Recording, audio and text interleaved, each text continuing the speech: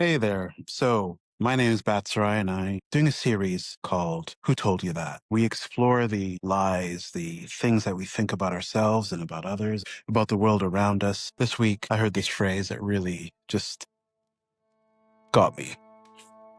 The phrase was this: lay down your oars and raise your sail.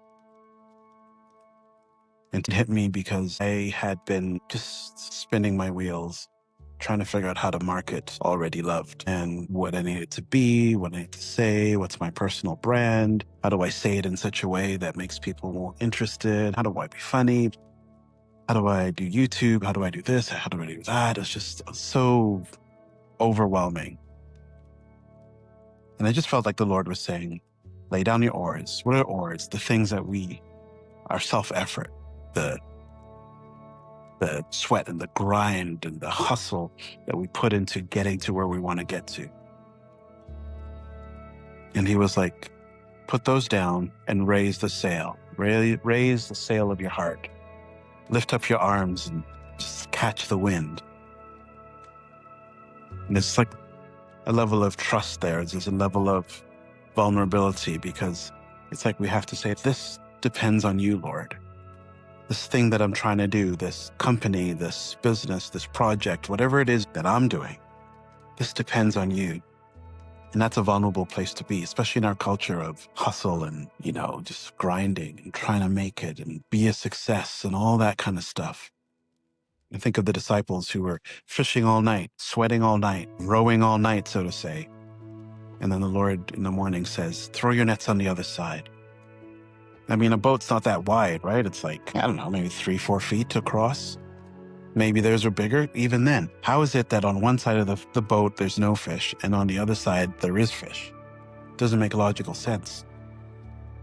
A lot of things don't make logical sense. But then he, in the midst of it, with God, everything's a little easier, much easier. So I don't know what things look like, what he's going to do, how he's going to make fish jump into my net. I have no idea. That's not even really the point.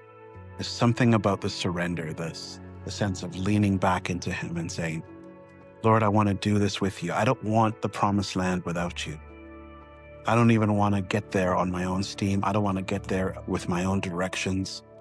I want to go there with you. Moses said that to the Lord. It's like, if we will not leave this place unless you go with us.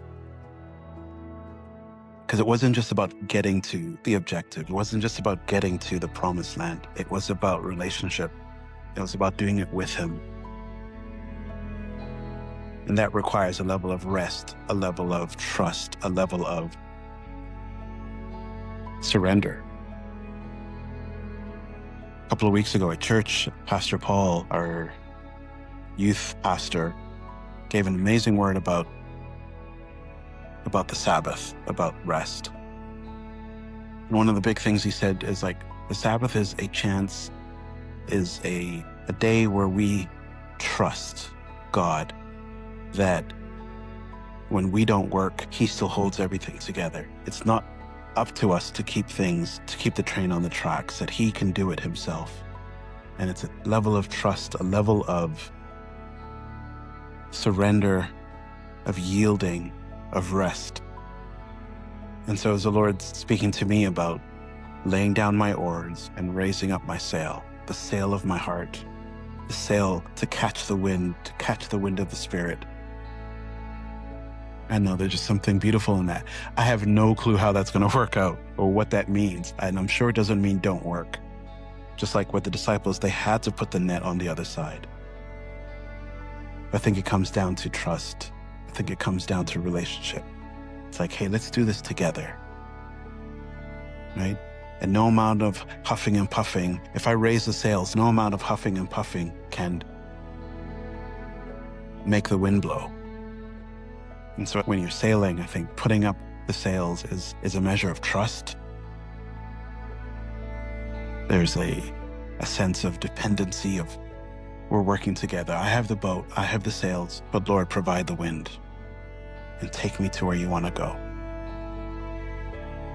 And I don't want to go anywhere if it's without you.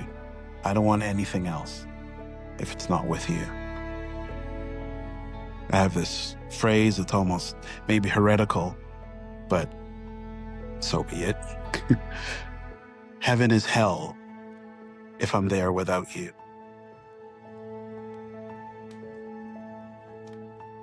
I think wherever he is, he makes it heaven. You could argue that Israel, when they were walking towards the promised land with the Lord, with that pillar of fire and that cloud by day, that they were already in the promised land. Emmanuel, God with us. I mean, what else could you want?